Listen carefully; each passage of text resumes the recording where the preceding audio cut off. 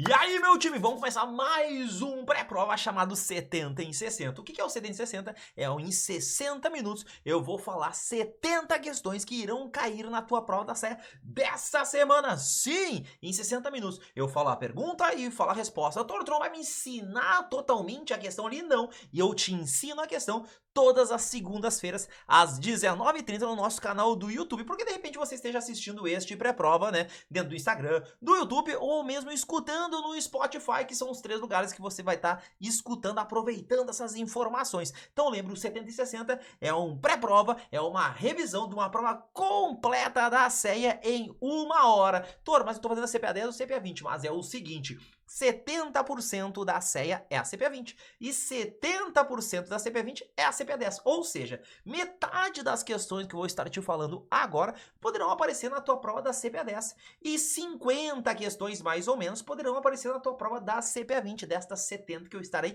falando. Então, para você, se está fazendo a CPA 10, a CPA 20 vai fazer sentido para você escutar e já ir, né, andando, buscando a próxima certificação. Então, vem comigo que aqui eu vou te falar a pergunta e a resposta, como deve aparecer na tua prova. E como é que é dividida a prova da CE? São 7 capítulos e eu vou dividindo aqui as nossas questões por capítulo. O capítulo 1 é o Sistema Financeiro Nacional, Ambima, PLD, ASG e tudo mais, e são 6 questões. Aqui a gente recomenda você acertar 5 questões, porque são questões fáceis, beleza? E o que pode aparecer na tua prova? Primeira questão que está aparecendo bastante nesses últimos momentos, nos últimos tempos aqui, é uma questão da SUSEP falando sobre o que a SUSEP pode adotar em relação às sociedades seguradoras, quais são essas medidas, tá? E aqui o que acontece? É uma questão mais técnica e tudo mais, mas olha só. Se uma seguradora está passando por algum problema, uma má situação econômico-financeira, a SUSEP pode nomear um diretor fiscal, porque essa questão vai aparecer como 1, 2, 3 e 4. Então, o que é verdadeiro nessa questão é que ele pode sim nomear um diretor fiscal ali, né, para poder ajudar na situação econômica ali daquela seguradora, e também a SUSEP, ela fixa os critérios para a aprovação dos limites das operações. Ela cria os critérios, né, e tudo mais. Então essas duas são verdadeiras. O que é fácil? Fácil não. O que é mentira, né? Então o que é ali que é falso? É determinar as tarifas e condições facultativas das apólices e também estabelecer as taxas aplicáveis, condições de cobertura especial. Isso é falso. O que é verdadeiro é fixar os critérios para aprovação dos limites e nomear um diretor fiscal. Beleza. Outra questão que tem cobrado bastante é o seguinte, falando sobre uma operação de 30 milhões de reais e aí a pessoa ela decide vender as ações. Quando é uma grande ordem, o crime é front running. Então não é para simplesmente vou ter executado na frente. Uma grande ordem irá impactar os preços. Aí é front running, tá? Então apareceu 30 milhões, vai no front running.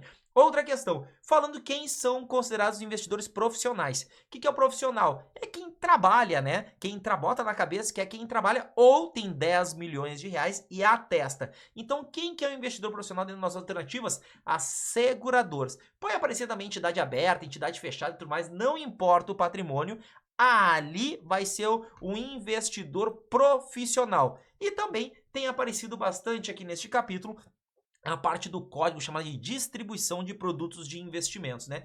Dentro desse código ele tem uma perguntinha que fala o seguinte: qual que é o valor financeiro para poder ofertar o serviço de private, tá? Lá até 2019 era 1 milhão de reais, até o final de 2023 era 3 milhões de reais, agora são 5 milhões de reais e já pode ser cobrado deste valor na tua prova. Uma questão clássica da Ambima, 5 milhões de reais é o private. E praticamente eles ficam atualizando isso, na nossa concepção, é baseado no valor do dólar, porque é para ser 1 milhão de dólares, vamos pensar dessa forma. Como o dólar tá mais de 5, fica para 5 milhões de reais. Ah, Toro, então é o dólar? Não, é só para vocês se lembrar do número, uma mão cheia agora, 5 milhões de reais. E dentro desse código, eles perguntam também quando que tá dispensado, né, o quê? Observar todas as regras do código, em que tipo de produto, que tipo de distribuição. poupança. Poupança, a rentabilidade é igual em todos os lugares. Na CDB não é igual? Não, porque um pode pagar 98 do CDI, outro pode pagar 103, vai depender do prazo, pode depender de um monte de coisa. Pode ser a rentabilidade, pode ser pré-fixada. A poupança não, é igual para todo mundo. Então, poupança não precisa respeitar o código, né, seguir as regras, né, do DPU, de Código de Distribuição de Produtos de Investimentos.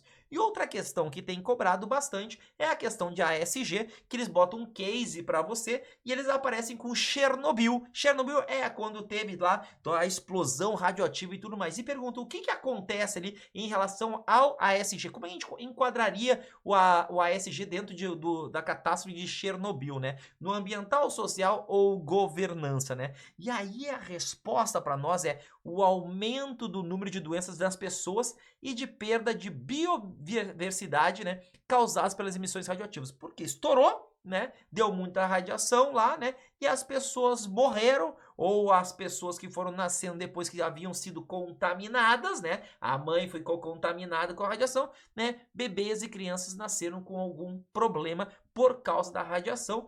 E a biodiversidade também foi pro saco, destruiu lá. Até hoje, as pessoas não podem entrar lá em Chernobyl porque lá ainda tem muita radiação. Então é aumento do número de doenças nas pessoas e a perda da biodiversidade. É ali onde a gente vai enquadrar Chernobyl, beleza? Então esse é o nosso capítulo 1, 6 questõezinhas aqui, tá? Já no capítulo 2, Economia e Finanças, nós temos 7 questões. Normalmente eles botam 4 de economia e 3 de finanças, mas pode ser 5, 2 ou 3 e 4, tá? Primeira questão aqui, clássica também, é em relação ao PIB. Nos dão as variáveis 1, 2, 3 e 4, é todas, tá? Que é consumo das famílias, investimentos, gasto do governo e exportações líquidas. Lembre-se do cigarro em gel, CIGGEL. Consumo, investimentos, gastos do governo e exportação líquida. Por isso que é CIGGEL. Outra questão é falando sobre as operações compromissadas, mas lastreadas em títulos públicos federais. Quando a gente fala em título público federal, sai a taxa Selic. Mas toda é operação compromissada. Sim, é operação compromissada, mas lastreada em títulos públicos federais. Falou em título público federal, lembra a taxa Selic, a taxa do governo. Outra questão falando o seguinte: com o aumento da taxa pelo Copom, o Comitê de Políticas Monetárias, o que acontece em relação à demanda por moeda e também com a inflação? Quando aumenta a taxa de juros, a demanda vai diminuir por moeda. O que é demanda? Eu quero moeda. Toma, quem quer moeda? Quem quer dinheiro? Quem quer pegar dinheiro emprestado se as taxas de juros estão muito altas? Então você não quer, ou seja, diminui a demanda por moeda, que por exemplo no crédito, né? E o que acaba acontecendo? Diminuindo a inflação, porque as pessoas compram menos. Então, quando colocar essas de preencher ali Copom, vai na diminuição que tem sido a resposta correta. E aí, dentro da parte de finanças, nos cálculos, né, nós temos lá uma questão clássica pedindo para converter 14% ao ano para 185 dias corridos. E aqui eu quero que você preste muita atenção, porque algumas vezes te pedem dias corridos e outras vezes pedem por dias úteis. E qual que é a diferença? A diferença é que um ano em dias corridos, na matemática financeira, a gente diz que tem 360 dias. Já nos dias úteis, nós dizemos que tem 252. Ou seja, 185 em 360 é uma coisa, 185 em 252 é outra coisa. Então cuida essa palavrinha, você está falando de dias corridos ou dias úteis. Toro, mas como é que eu converto? Se a tua HP está programada, é barbada. O que você vai fazer? 14 no I, né? 360 no N, 185 R/S, que é a resposta. Vai dar 6,97 esse carinha aqui. Toro, minha HP não tá programada. Então vai no nosso Instagram e pede a programação que a gente vai te enviar, tá? Mas é só transformar 14% ao ano para 185 dias corridos. Outra questão que tem cobrado bastante é uma questão que eles falam sobre a LTN e que tentando achar a taxa a termo. Isso é uma ETTJ, uma estrutura a termo de taxa de juros. Só que eles pedem qual que é a taxa a termo entre 252 dias a 504 dias, dizendo que a taxa spot de um ano é 11%, mas a taxa de spot de 2 anos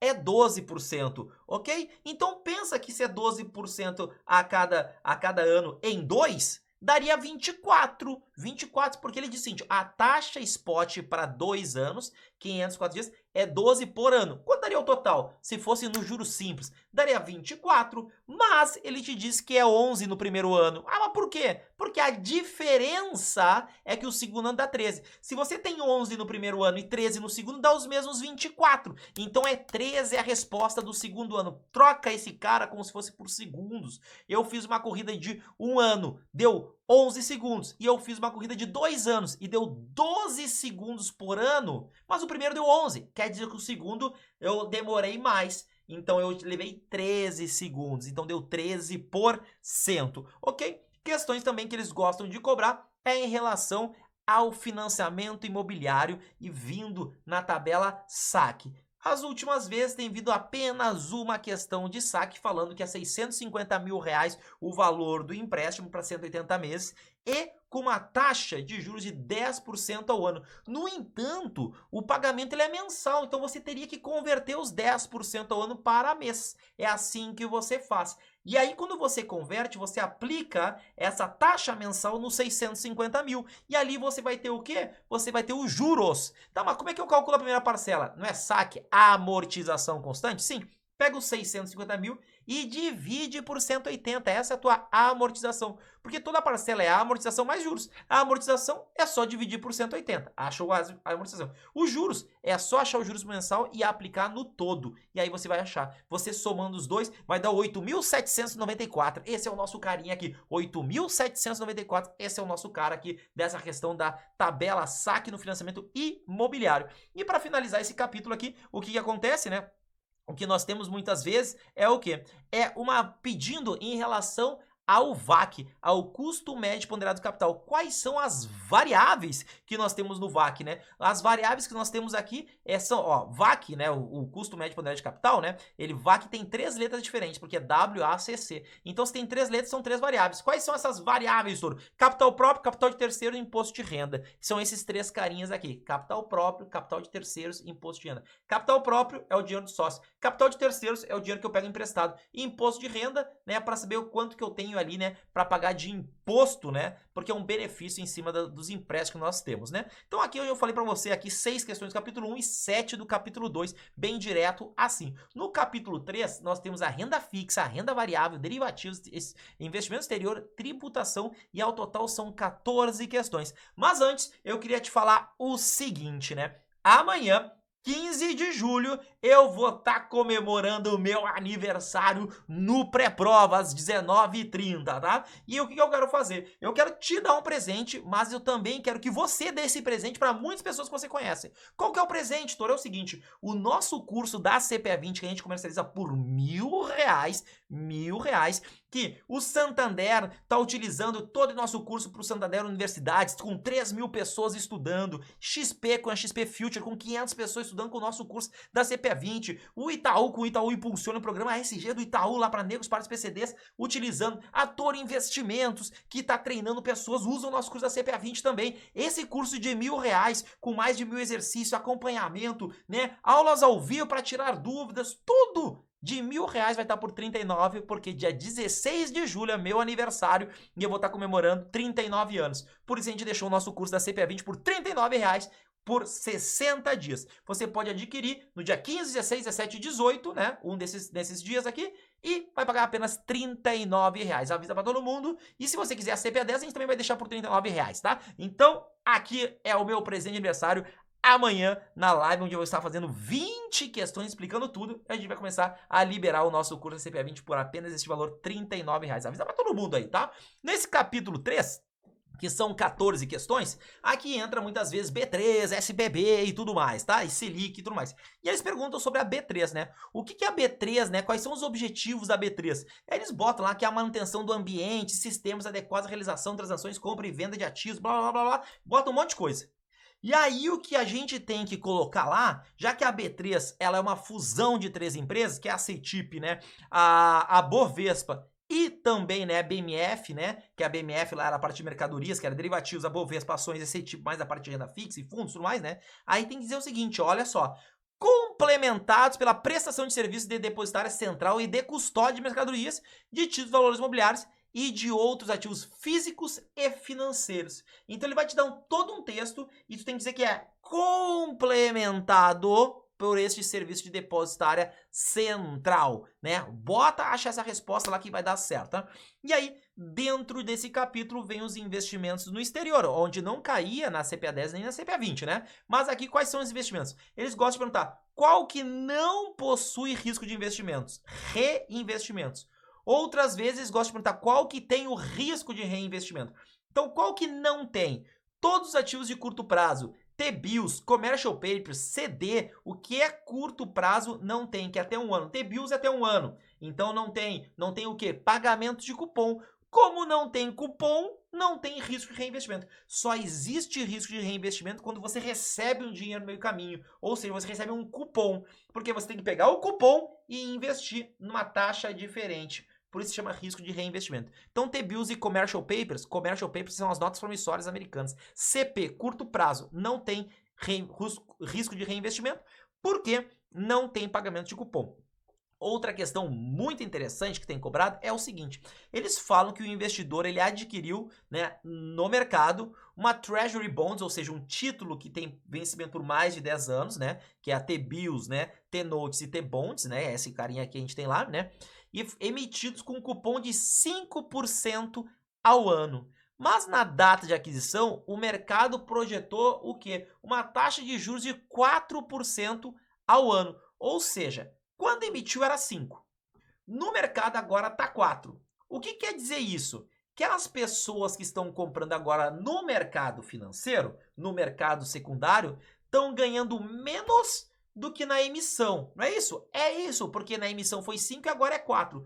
Quando que tu ganha menos? Quanto paga mais caro. Quanto mais caro você paga, menor é o teu retorno. Quanto mais barato você paga, maior é o teu retorno. Como a gente está comparando com o retorno da emissão, o que ele está acontecendo? Estou ganhando menos? No mercado secundário está sendo negociado com o ativo com ágio, acima do par. Então, no par é o valor que fosse 5,5. Então, lembra, estou ganhando menos agora, pagando mais caro, acima do par. Essa é a nossa resposta. E uma questão de poupança, que tem até poupança, gosto de perguntar. O que acontece? Pergunta como que é calculada a remuneração da poupança, né? E a resposta é que ela é calculada sobre o menor saldo de cada período de rendimento. Por quê? Se você botou 10 mil no dia 5 e você botou 10 mil no dia 10, você vai, no dia 5 do outro mês, você tem 20 mil. Será que a poupança ela vai rentabilizar sobre os 20? Não, sobre o menor valor, sobre os primeiros 10 mil. Por quê? Porque cada aplicação tem uma data de aniversário. É o que a gente chama de mêsversário. Por isso que é o menor saldo de cada período de rendimento em relação à poupança, tá? E aí, eles gostam também de perguntar pra gente sobre os índices de mercado Ambima, os IMA, que nós temos o IMA geral, IMA B, IMA C, IMA S e tudo mais. A letrinha, que são os principais, vão nos dizer qual que é, no que ele se refere. Primeira coisa é que os índices de mercado Ambima é só em título público, só título público, não entra em o cálculo em cima dos títulos privados. Então, o IMA-B, a gente tem que se lembrar da NTN-B. E o que a NTN-B rende? B de Brasil. Brasil é inflação, inflação IPCA. Então, o IMA-B ele é atrelado ao IPCA apenas de títulos públicos. O IMA-S, S de Selic. O IRF, renda fixa, ou seja, são os pré-fixados do governo federal. Então, a gente tem que se lembrar disso aqui. Mas IMA-B, IPCA, IMA-S, Selic. Tem vindo uma questão sobre FGC. E aí eles perguntam quais as operações tem FGC. Aí botam LCI, LCA, CRA e operação compromissada lastreada em debêntures. Mas dizendo que essa debênture é emitido por empresa ligada em 2014. Ah, é? Por quê? Porque é o seguinte, o que acontece? LCI e LCA tem FGC, beleza, CRA não tem. Só que a operação compromissada em debêntures com empresas ligadas, tá? Aí tem, desde que essa emissão da operação compromissada seja depois de 2012, que aí botaram FGC, mas tem que ser por empresa ligada e que esteja vinculado, né, à proteção do FGC. Então essa palavrinha ali é importante, porque eu não estou falando do FGC em debênture, eu estou falando do FGC na operação compromissada. Então, a operação compromissada pode ou não pode ter. Se ela for lastreada em empresas ligadas, sim, pode. Se não for, não pode, não tem FGC. Então, fica ligado nisso. Falou que é empresa ligada, operação compromissada, sim. Não esquece, debêntures não tem, mas operação compromissada ligada, lastreada, pode ter, desde que essa operação compromissada, né, e ela tenha o lastro dela, seja numa empresa ligada, tá? Então, importante isso. Então, essa seria 1, 2 e 4 as nossas respostas, tá? E aí, eles estão colocando, pedindo pra gente sobre o CRI. O CRI, lembra que o CRI, eu gosto de falar, né, que eu tenho a securitização com C? Ah, por que, Torba, a securitização com S? Mas aí você vai lembrar do securitização com C de CRI, tá? CRI ou de CRA. Porque quem emite é uma securitizadora. E por que é imobiliário? Porque os recebíveis são imobiliários. Então, os CRIs são títulos emitidos por companhias securitizadoras de recebíveis imobiliários, tá? Quando aparecer JCP, tenta buscar dentro das alternativas algo que esteja falando sobre dividendos, porque a JCP ela pode ser a sua distribuição dos juros, tá? Mas atendendo às obrigações legais relativas a pagamentos de dividendos. Ela pode ser utilizada em relação a isso. Então, ligou JCP, juros capital próprio, tenta ligar com aquela distribuição dos dividendos. Beleza? E aqui nós temos, eu vou trazer aqui 3 questõezinhas para você, que são 3 questões extremamente importantes para a tua prova da CEA, da CPA 10 aqui também, tá? Ó, e da CPA 20, tá? Essas duas primeiras, CPA 10 e CPA 20, CEA. Mas o que acontece? Estão perguntando sobre o abuso de poder por parte do acionista controlador. E aí pergunta, né? Como que a gente pode identificar isso que são abusos de poder? Então, o acionista controlador, tem os acionistas minoritários, como é que a gente pode relacionar isso aqui? Então, a primeira coisa que eles colocam é uma subscrição, ou seja, a compra de ações, né, botando um dinheiro, um ativo, né, com bens estranhos ao objeto social da companhia. Bens estranhos, uma coisa estranha. Então, isso aqui é abuso de poder. Outra, contratar direto ou indiretamente, né, uma companhia segundo interesses pessoais e não segundo interesse da empresa. Pessoal do acionista, isso também é abuso de poder. Ele quer a coisa para ele, bom para ele, não para a empresa. Então, bens estranhos e interesse pessoal, ó, abuso de poder. E a outra que eles colocam é exercício de cargo de administrador ou fiscal com os deveres e responsabilidades próprias do cargo. Isso não é abuso de poder, isso tá de boa, né? Exercer o cargo com responsabilidade e tudo mais, tá aí, tá de boa. Mas a primeira e a segunda, aí são abuso de poder, tá? E a outra é quando eles perguntam sobre as empresas de capital aberto.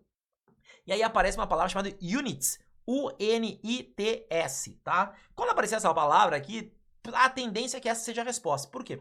Porque ele está falando sobre as ações poderem ser negociadas sob a forma de units. O que é units? Units é um tipo de, fosse uma cesta de ações negociadas, com código 11 lá e tudo mais, né? Que é uma composição de ações ON e PN. Então as ações podem ser sempre de ON e PN, mas uma unit é uma composição dessas duas. Então quando tu comprou uma unit, talvez tu tenha 2 ações ON e uma PN, às vezes seja uma PN e uma ON. Como é que eu vou saber? Teria que ler lá da empresa como foi criada essa units. Mas units é isso, é ONs mais PNs, isso é uma unit. Então, as ações podem ser negociadas através de units, sim, tá? Então, essas duas aqui podem cair na CPA 10, na CPA 20, da CEA, assim, então são questões que têm sido cobradas, tá? E aqui uma questão para a galera aqui, né, da CEA especificamente aqui, tá? O que acontece?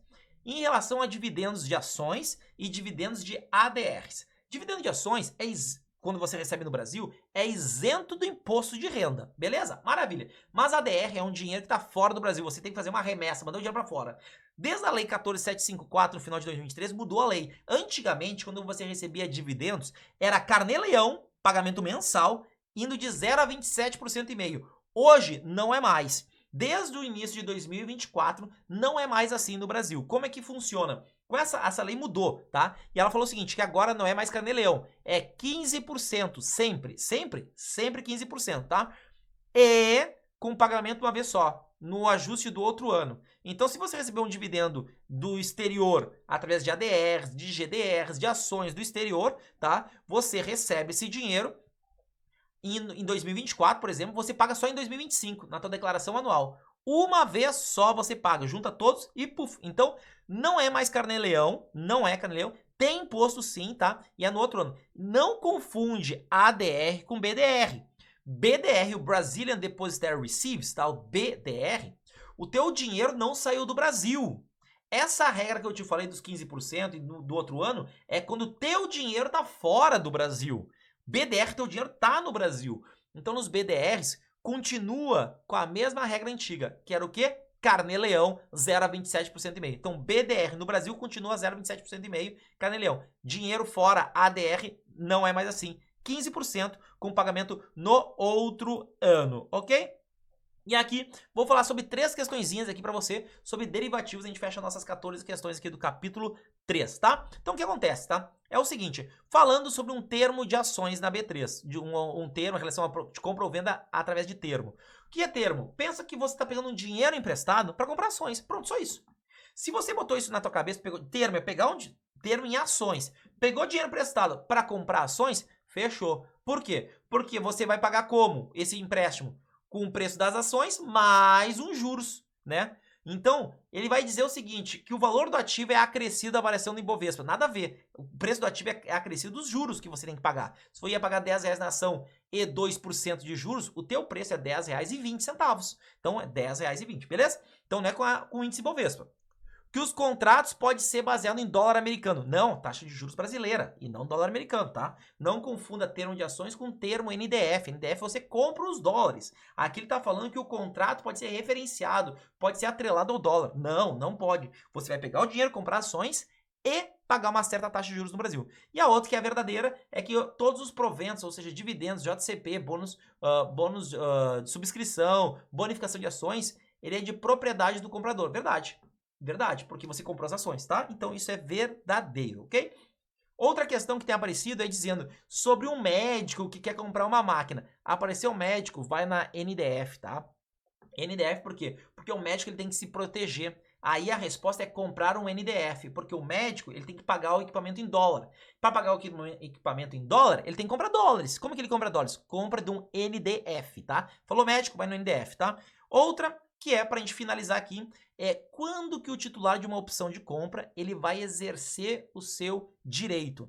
Ele quer comprar? Sim. Então ele só vai comprar quando o preço de exercício foi maior que o seu preço do strike, tá? Então, como assim? Ó, o preço do exercício, tá?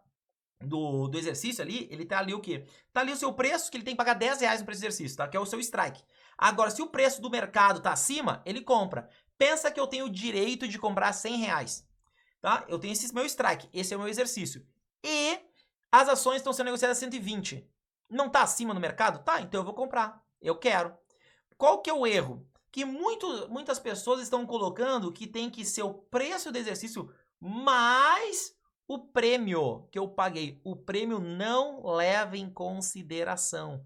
Não leva. Você vai exercer o seu direito de compra de uma call, seu direito de comprar, se o preço de mercado for superior ao teu preço de exercício, ok? Se for na put, que você quer vender, você vai querer vender se o preço de mercado for abaixo do teu strike do preço de exercício. Então, put é abaixo e compra call é acima. Só que não leva em consideração o prêmio. Ignora o prêmio, beleza? Entrando no capítulo 4 agora, fundos de investimentos, tá? Mas o seguinte, o que eu quero te trazer é o seguinte, aqui eu tô te falando algumas questões, mas se você quiser 100 questões dos conteúdos mais cobrados até agora no ano de 2024, vai no nosso Instagram, vai no direct e manda uma mensagem, 100 questões da CEA. Eu vou te enviar um arquivo com essas questões que estão fazendo muita gente ser aprovada, ok? Já não deixa, né? Já vai lá no perfil, já segue a gente, se inscreve no canal do YouTube, escreve lá tudo mais no Spotify, bonitinho, para você não perder nenhuma informação, beleza? Então, aqui fica o meu recado para você ser aprovado também aí na CEA. Dentro da parte do capítulo de fundos de investimentos, o que acontece, galera? São 13 questões, nessas 13 eu quero que você acerte de 11 a 12 questões, pelo menos. Pelo menos, que é 90%, porque é um conteúdo mais tranquilo. E eles botam uma questão assim, são atribuições do gestor, exceto o gestor compra e vende ativos, tem a parte da liquidez, mas não é função do gestor a elaboração de todos os documentos relacionados ao fundo. Não é função do gestor, tá? Os documentos relacionados ao cotista é função do administrador, mas não é todos. Todos não é função do gestor. Outra questão que eles gostam de se colocar é o seguinte, que tem um fundo ali de renda fixa e tudo mais, tá? Que o gestor, ele executou algumas operações, tá? Que não estava permitindo no regulamento. Lá não estava lá, no regulamento, na política de investimentos, não permitia, tá? E aí isso só foi percebido, tá? Pela auditoria anual. E aí pergunta, quem que é responsável por isso? O que que acontece? O gestor é responsável pela compra e venda dos ativos, ok. Mas o administrador, ele tem que fiscalizar isso, ele tem que olhar se está adequado. Então, como passou muito tempo, a responsabilidade é do gestor e do administrador. O auditor e o custodiante não tem nada a ver. O custodiante nunca tem a ver, tá? O que pode acontecer é só o gestor ser penalizado. Quando o gestor faz besteira, né? Não devia ter adquirido aqueles ativos, e o administrador lhe vê e diz que não podia estar fazendo. Então, tudo bem. Mas se o administrador deixou passar e blá blá blá, que é o que aconteceu nessa historinha, que o auditor fiscal pegou, né? O que a auditoria, né, pegou, o que acontece? Administrador e gestor, beleza? Em relação a uma questão também, que é uma das questões que a galera mais erra, tá? É em relação ao FIC-FDIC, tá? O FDIC tem que investir no mínimo 50% em direitos creditórios. No entanto, o FIC, um fundo de investimentos em cotas do fundo de investimento em direito creditório, ele tem que investir no mínimo 67%. Atenção, 67%, porque antigamente era 95%. Os fundos de investimento em cotas, todos os outros, têm que investir 95% no fundo que ele vai investir. Então pensa que FIC é um fundo de investimento em cotas, ou seja, ele vai comprar cotas de outro fundo. Então este FIC, ele vai investir onde? 67% no mínimo em quê? Em FDIC. O FDIC tem que investir no mínimo 50% em direitos creditórios, tá? Então não confunde esse cara. Mas esse númerozinho do que era 95 virou 67 com a nova resolução, né? A 175. E aí a Ambima gosta de perguntar sobre os fundos dela também, né? Sobre a nomenclatura. Quando aparecer ali uma coisa, um fundo, o cliente quer aplicar em taxas, juros, índice, preço e moeda estrangeira, você vai dizer que ele vai investir em multimercado, juros e moeda, porque ele quer investir em renda fixa, juros, né? E ele também quer em moeda estrangeira. Então é juros e moeda, é uma classificação da Ambima, tá? Outra que eles perguntam, como que é a classificação dos 3 níveis da Ambima? É todos. 1, 2 e 3 é a resposta correta, é todos. Por quê? Porque você tem que lembrar do CGE. O 1 é a classe, o 2 é o G, né, que é a gestão, e o 3 é o E, de estratégia. CGE, tanto que isso virou uma certificação da Ambima, né, para você ser um gestor, né, de fundos estruturados. CGE. Então, classe é a primeira, verdade. 2, G, gestão, tá? E 3 é estratégia. Então, isso é verdade os 3, tá? E aí eles falam também sobre o quê? Perguntando sobre um fundo passivo. Neste fundo passivo, ele diz que ele quer seguir o Ibovespa, o índice Ibovespa, esse fundo passivo, um fundo de ações. Então, o que ele tem que fazer? Ele tem que adquirir ações com beta próximo de 1. A carteira total tem que ter um beta próximo de 1, porque o 1 é exatamente o beta do Ibovespa. Aí ele vai ter uma carteira que vai ter comportamento próximo ao índice Ibovespa, com fatos sistêmicos e tudo mais, né? Outra questão é a da Érica. A Érica, exato. A Érica, ela fala o seguinte, que ela quer uma carteira diversificada de renda fixa, ela quer um condomínio aberto e que seja passivo e que talvez pague dividendos, que pudesse pagar dividendos. O que acontece? A gente escuta muita besteira aí no mercado de pessoas, e o que acontece? Pessoal, ETF é regime aberto, é condomínio aberto, mas é negociado na bolsa, por isso eu chamo de ET, um fundo ET fundo, porque mesmo ele sendo aberto, ele negocia na bolsa de valores.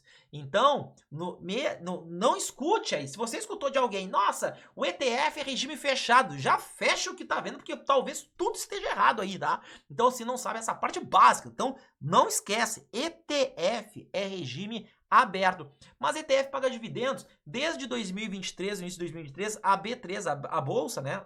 e junto com a CVM e tudo mais, permitiu que ETFs pudessem fazer distribuição de dividendos para os seus devidos cotistas. Antigamente, os dividendos entravam no fundo e o fundo reaplicava aqueles dividendos, né? Nos Estados Unidos já era permitido ETFs pagar dividendos, mas no Brasil não era. Então a legislação permitiu que ETFs distribuíssem. Então, como ela quer renda fixa, ETF de renda fixa fecha, tudo mais. Beleza, né? Fundo aberto, condomínio aberto, ETF é aberto. Gestão passiva, ETF é um fundo passivo, né? E pagar dividendos? Pode pagar dividendos também. Então fecha tudo nesse carinha aí. Então a da Érica é no ETF, beleza?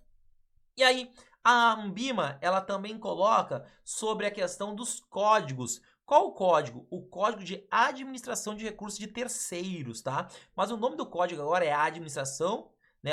É o código Anbima, né? De administração e gestão de recursos terceiros. Por que adicionar a palavra gestão? Porque tanto o administrador quanto o gestor são prestadores de serviços essenciais. Para a constituição de um regulamento, precisa ter o administrador e o gestor. Eles se transformaram em prestadores de serviços essenciais desde a resolução 175, que revogou as instruções normativas antigas. E aí ele fala em relação a este código. Aí ele diz o seguinte, a relação fiduciária. O que é a relação fiduciária? Fiduciária é fé. Então a alternativa correta para nós é que o administrador com os investidores é uma relação de confiança e lealdade. Fidúcia vem de fé, confiança e lealdade. Outra questão do código que eles pedem é em relação ao que é, como se faz o cálculo, né? Do quê? Do apressamento dos ativos. Como é que é a precificação dos ativos líquidos, tá? Os ativos líquidos, ou seja, Petrobras, Vale do Rio Doce, os grandes bancos são negociados na Bolsa de Valores, né? O preço dele dentro do fundo, ele é precificado, apressado, né? Vamos dizer dessa forma, né? A valores de mercado. E quando são os ilíquidos? Aí os ilíquidos podem ter metodologias específicas, beleza? Mas os líquidos a preço de mercado. Outra que a Anbima tem colocado é falando, olha só, um fundo que é destinado a um grupo determinado de investidores que tenham entre si vínculo familiar ou societário. Como é que se chama esse cara? Isso é reservado a eles, então é um fundo reservado. Para a Anbima se chama fundo reservado. Então, um grupo determinado de investidores que tenham em si vínculo familiar ou societário, fundo reservado, tá? E aí, dentro da nossa legislação nova, a 14754, o que acontece? Existia uma questão clássica da prova que era o seguinte, que eles falavam o seguinte, que o investidor, ele queria investir em renda fixa, com um fundo de longo prazo, né, e tal, e que não tinha comicotas. Ele falava, eu não quero pagar comicotas, que é essa antecipação do imposto de renda. Beleza. E a resposta, antigamente, tinha que ser renda fixa, aí botava longo prazo, né, mas um fundo exclusivo. Fundo exclusivo de renda fixa, por quê? Porque no fundo exclusivo a gente fazia um fundo fechado, e aí esse fundo fechado não tinha comicotas. Mas desde a legislação 14754, que entrou no final de 2023, os fundos de renda fixa, tanto os abertos quanto os fechados, eles possuem comicotas sim. Então essa alternativa, ela tem que ser transformada num quê? Já que ele quer um fundo de renda fixa, ele quer que possa investir em títulos de crédito privado, em título público e que não tenha comicotas, a única alternativa que nós temos para esse tipo de estrutura são os FDICs.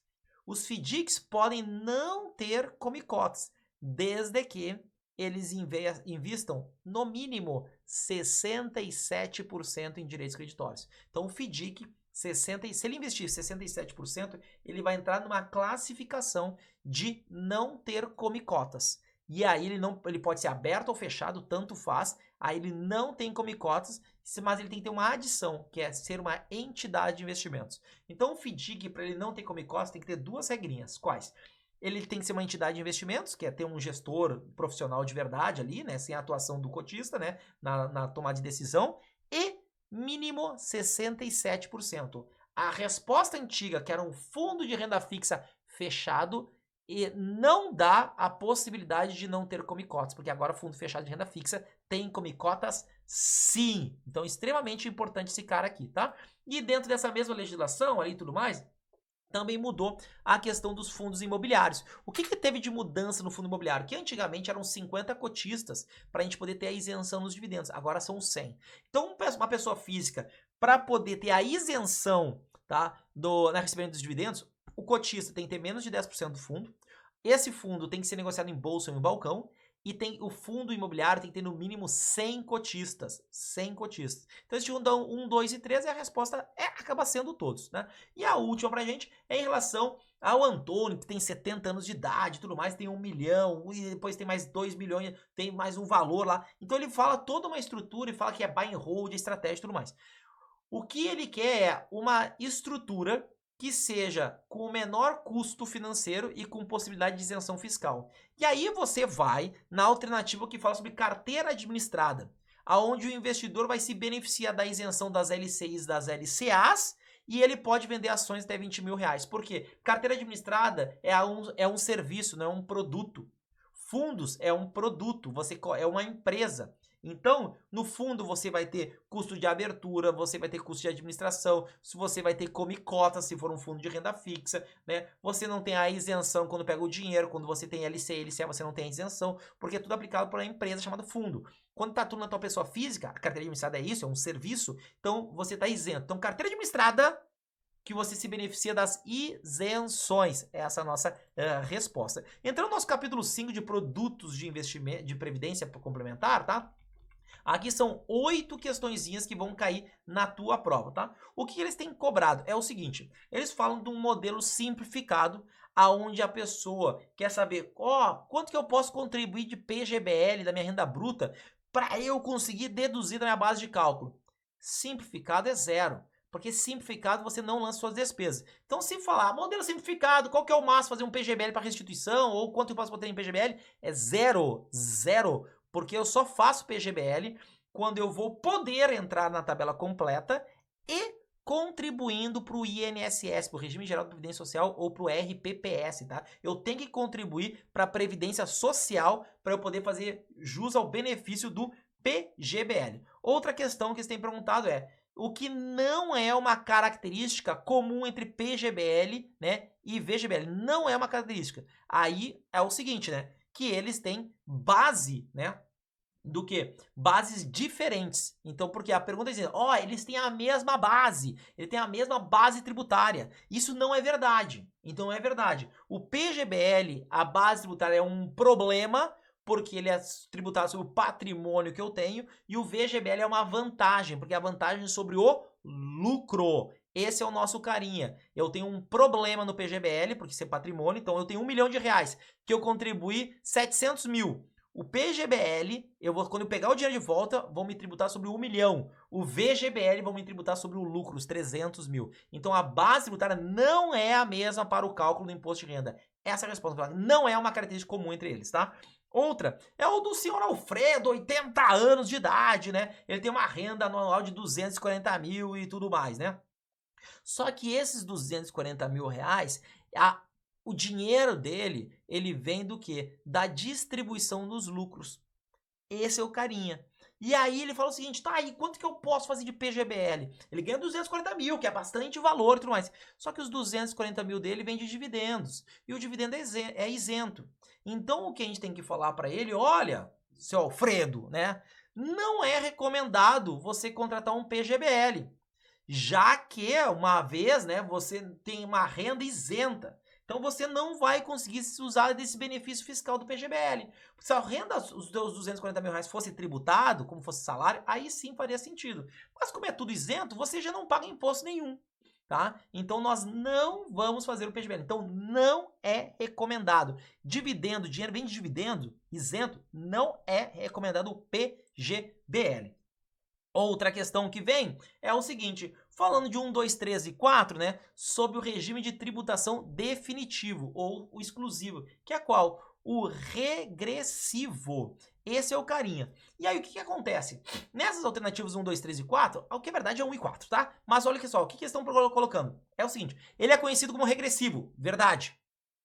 Qual que é a outra verdadeira? Que o cálculo utiliza o prazo médio ponderado, o PMP, durante a fase de recebimento do benefício, porque ele junta todo mundo e vê qual que é o prazo médio das tuas aplicações. E aí ele calcula através disso.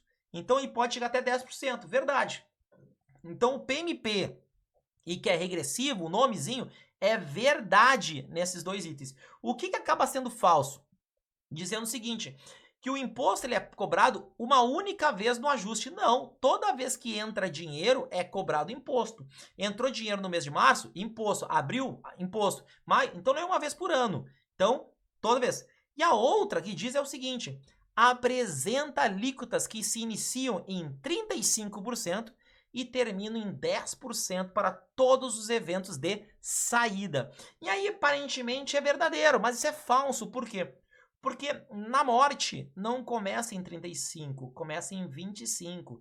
Não é de 0 a 2, 35, é de 0 a 2, 25, 2 a 4, 25, 4 a 6, 25, e aí depois começa a diminuir. Então não é em qualquer evento de saída. Então por isso que tá errado. Então parece que é verdade, mas é falso. Lembra disso, na morte não começa com 35. De 0 a 6 anos é 25%. No normal, quando a própria pessoa resgata, aí sim, é 35, 30, 25 e tudo mais. Por isso essa é equivocada. As verdadeiras é essa do PMP-E, que é regressivo. E aí tem uma questão que eles perguntam o seguinte, ó, eu estou contribuindo no meu período de diferimento, que é o período da acumulação, da contribuição. Qual que é o risco de mercado? O risco de mercado é apenas dos ativos que fazem parte da carteira do fundo. Apenas dos ativos, tá? Só que a Ambima, ela tem compreendido que, quando eu pergunto quais são os riscos, todos os riscos no período de contribuição, a Ambima tem compreendido que existe o risco de crédito da seguradora. Mesmo que a lei das falências diga que o patrimônio que está ali no FE, ele não faz jus ao patrimônio da seguradora, nem na entidade aberta. Ele diz que não faz jus, teria que segregar e separar. A Ambima tem compreendido que sim, tem risco de crédito da seguradora, tá? Porque o cotista do fundo de investimentos especialmente constituído é a seguradora. Então eles dizem, já que tem ali, a gente considera que tem risco de crédito, tá?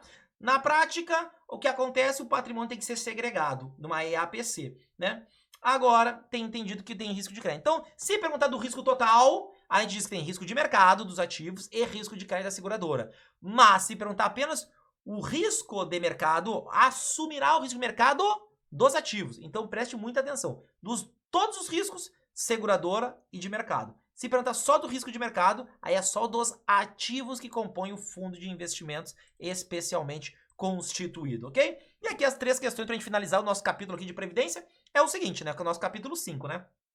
O que acontece? Eles têm colocado uma questão que a pessoa ganha 260 mil, incluindo o 13º.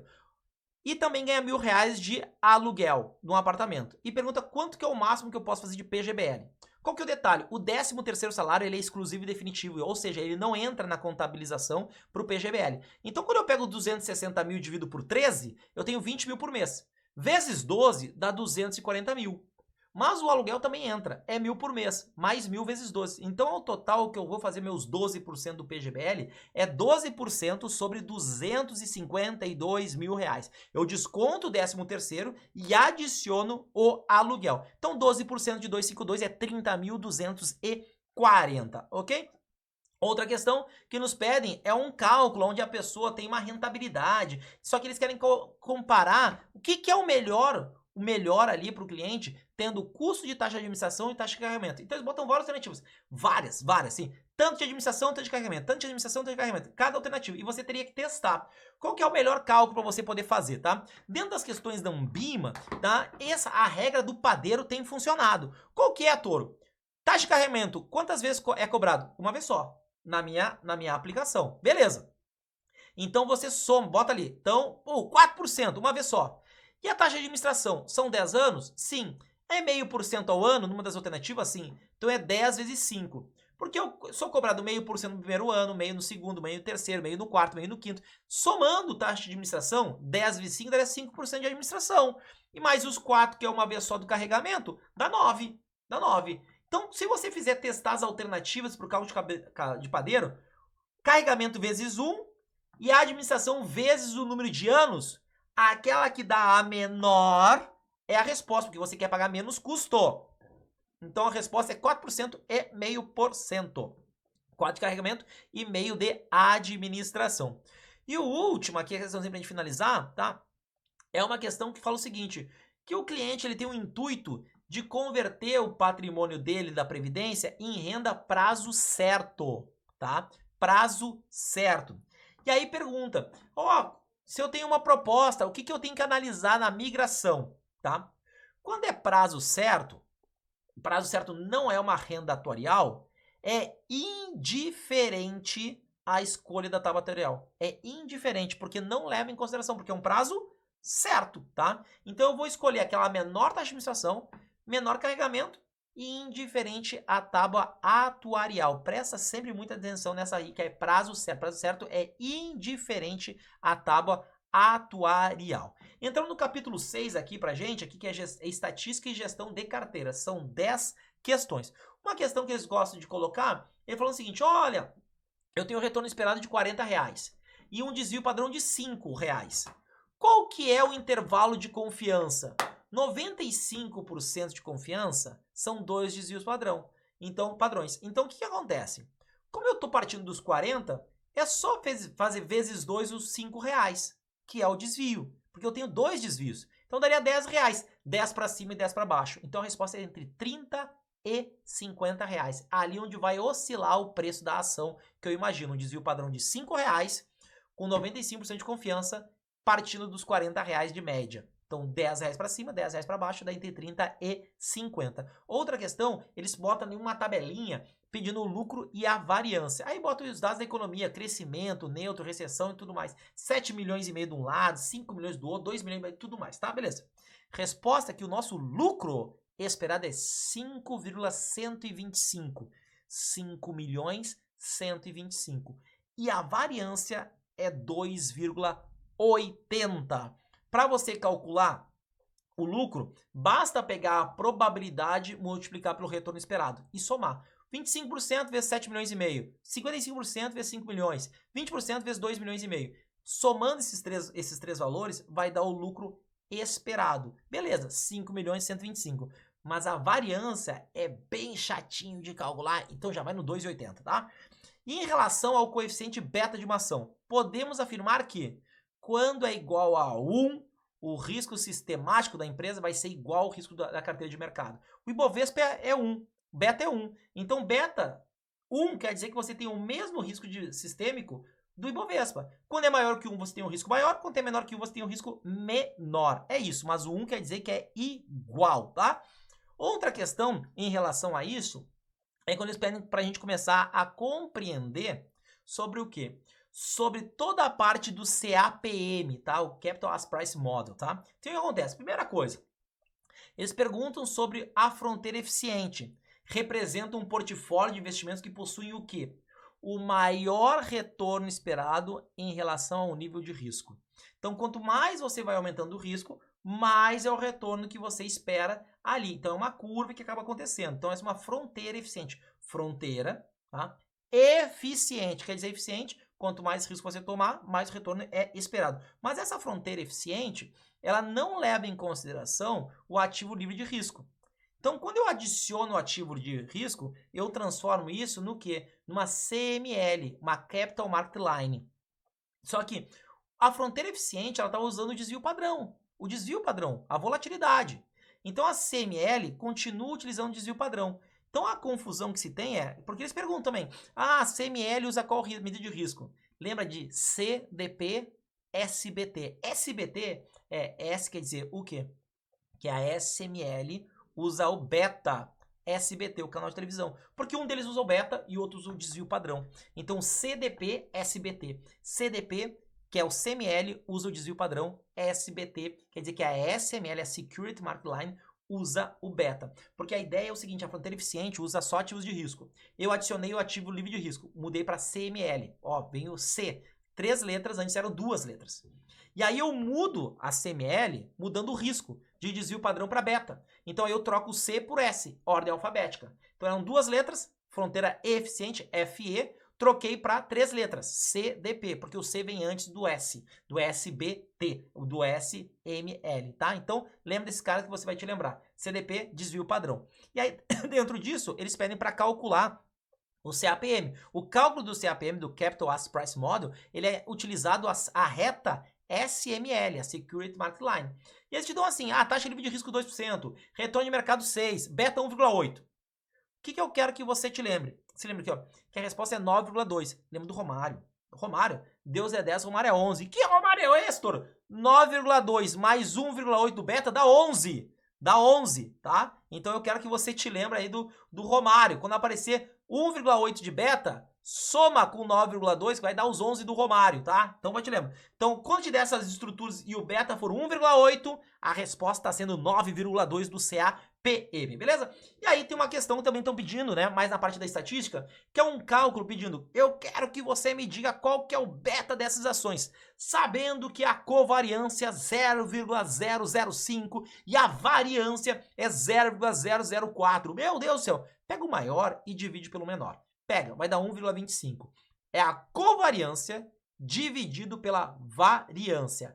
Maior em cima, mais letras em cima. Covariância tem mais letras do que variância. Maior em cima, menor embaixo. Covariância, pega o número da covariância, divide pela variância. Vai dar 1,25. Esse é o beta da ação. Vou finalizar nossas 3 questõezinhas aqui. Tá? O que tem acontecido bastante é o seguinte.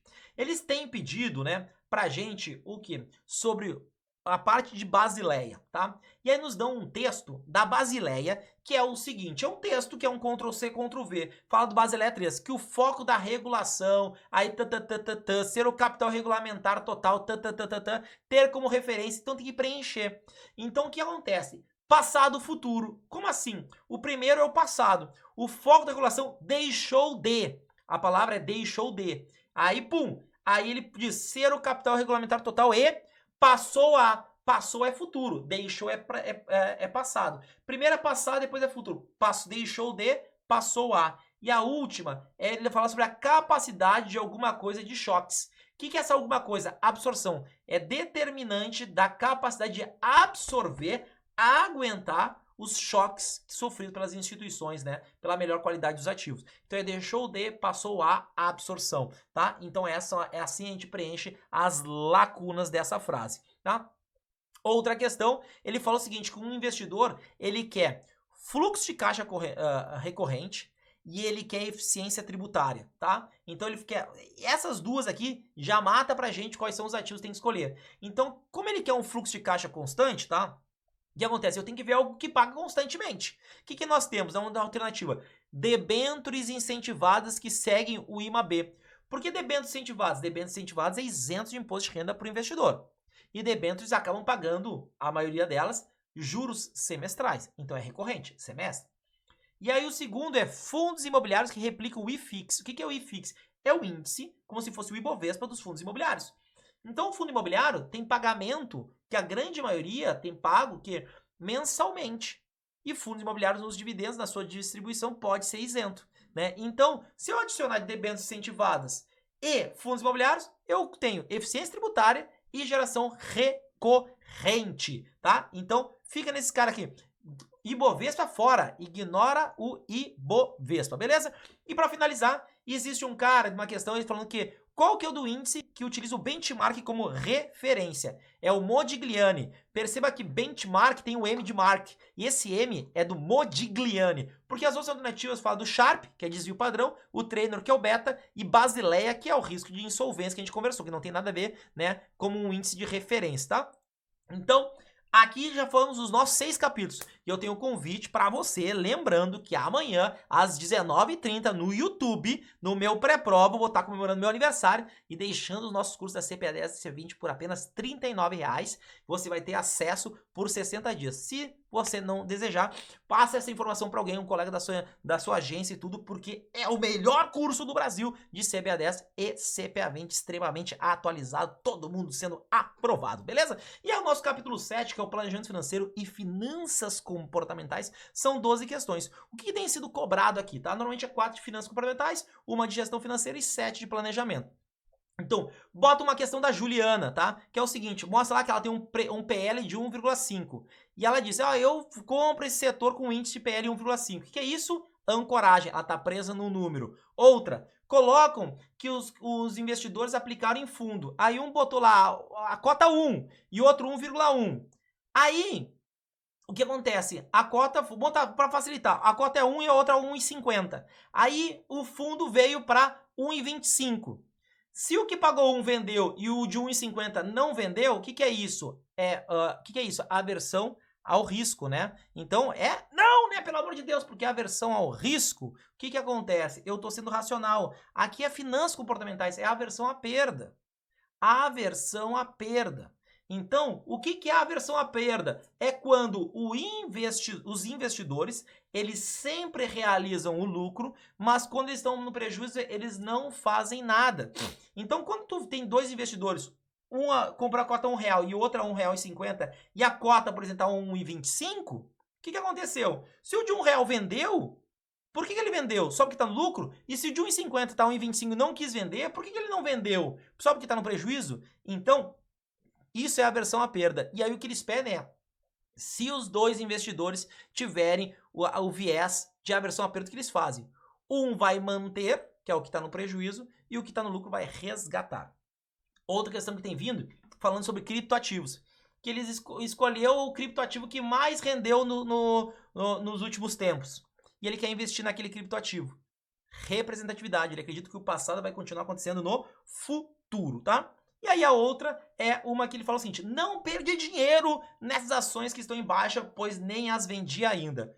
Ué, tá perdendo dinheiro. Se tu acha que tu não perdeu dinheiro só porque tu não vendeu, aversão à perda. Então, lembre-se, se eu não acho que eu tô perdendo, eu não quero, só porque eu tô perdendo dinheiro, não quero vender, não quero fazer nada, aversão à perda. Se eu vendo quando eu tô no lucro sempre, aversão à perda também. A outra que tem vindo de gestão financeira é falando sobre o índice de endividamento. Lembra do 13, lembra do PT. Por quê? Por que PT é 13? Porque a resposta é 13% do índice de endividamento, que é eu pegar o exigível total meu, né, minhas dívidas, e dividir pelos meus ativos. Porque o endividamento, o que é? No governo, no PT, eles gostam de fazer o quê? De criar mais dívidas para fazer devidos investimentos. Essa é a política. Existem vários tipos de políticas, né? Políticas de investimento. Será que eu tenho que fazer uma redução no meu fiscal? Será que eu tenho que tomar mais crédito para incentivar agora a me alavancar? Então, existem vários tipos de política. Uma dessas políticas, o PT acaba utilizando, né? 13 de endividamento para poder fazer obras e tudo mais, para poder aquecer. Essa é a ideia. Essa é uma matriz econômica. A matriz econômica do PT é o endividamento. E aí, com esse endividamento, lembra do PT, é o número 13,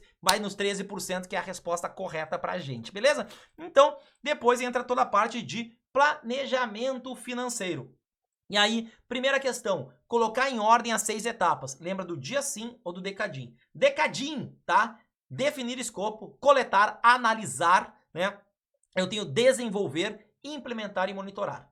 Ou dia sim, definir escopo, identificar necessidades. Então a coleta, a gente pode dizer que tem coleta dados e identifica necessidades, né? Analisar, em vez de eu falar de desenvolver, eu vou falar de sintetizar, resumir, né? E implementar e monitorar. Então DECADIM ou dia sim, tá? E aí, uma das questões que eles gostam de colocar é, eles falam o seguinte, ó, dão um plano do investidor, do qualificado e tudo mais, e ele diz o seguinte, que o investidor, ele tem um perfil arrojado, tá? De médio a longo prazo, e ele gostaria de otimizar o impacto tributário nas decisões. Ou seja, ele disse, eu quero pagar o menos imposto possível. E aí as alternativas é debênture incentivada, isento de imposto de renda da pessoa física. CRI, isento de imposto de renda da pessoa física. FDIC tá fora, porque tem que pagar imposto no FDIC. Então, quando vier com essas palavrinhas, impacto em tributário, otimizar impacto tributário, ele quer otimizar, quer pagar, não quer pagar imposto, tá? Então, pega os produtos que são isentos do imposto de renda, ok? Perguntam também para nós o quê? Né? Ó, em relação ao planejamento. Um especialista na fase de coleta. Normalmente, na fase de coleta, no desenvolvimento, normalmente todas estão corretas, tá? Normalmente todos. Mas nessa da coleta, o que eles falaram é o seguinte, ó. Levantar o objetivo do retorno e tolerância do risco desse indivíduo em relação aos investimentos. Verdade, né? Porque você está coletando e identificando, né? Todos os riscos que o cliente tem, né? Ó, identificar necessidades e coletar informações. Lembra a etapa 2, coleta e, né? Então é o DECADIM ou dia sim. Coletar informações e identificar necessidade. Levantar os objetivos, verdade. Identificar eventuais problemas de saúde, verdade. Você pode fazer seguro de vida, né? Tudo mais, né? Então, às vezes, a pessoa tem muito problema, né? E não vai conseguir fazer. Identificar se as relações pode ter alguma dificuldade para fazer um planejamento acessório. Verdade, porque a pessoa pode estar brigando com o familiar, né? Então, é importante. Levantar quer dizer coletar, identificar, tá dentro, todas são verdadeiras. Outra que eles colocam é, quando que eu faço, né, a política de investimentos? A política de investimentos é chamada de IPS, Investment Policy Statement, tá? Então, IPS, lembra do S no final de sintetizar. Quando que é sintetizar? Decadinho, dia sim. Então, o S é no D. Então, é desenvolver as recomendações de planejamento financeiro. Então, lembra, IPS, essa é a política de investimentos, é S do síntese, beleza? E uma outra questão que eles gostam, dizendo, a pessoa quer uma renda perpétua de 84.540. Mas algumas vezes é 84 mil, outras é 140, outras é 150, então não importa o valor. E aí eles nos dão quanto que é de retorno de renda variável, quanto é de renda fixa e tudo mais. Essas questões, a resposta tem sido a lei de Pareto, 80-20. 80 livre de risco, 20 com risco, e normalmente encaixa essa alternativa para nós, tá? E eles gostam de colocar nessas das etapas do planejamento, o quê? Segundo a planejar, mas eu estou fazendo prova da Ambima, mas é que essas 6 etapas é da planejar, é um documento da planejar. O que não faz parte nessas 6 etapas? Analisar ações não faz parte, é função de um analista, não de um planejador. Tá? O analista tem que fazer prova do CNPI, não é, né, planejador financeiro. Então, analista é analista, planejador é planejador. Então, analisar uma ação não entra nas 6 etapas. Tá? E a última, a gente finalizar, eles falam o seguinte, durante a etapa na fase de coleta de dados, deverá entrevistar o cliente e aplicar questionários que sejam capazes de quê? O que o questionário tem que ser capaz de fazer? Todas estão verdades. Por quê? Porque o que o questionário, depois que eu pegar o questionário, ele vai conseguir fazer? Ele vai conseguir identificar a situação patrimonial do cliente?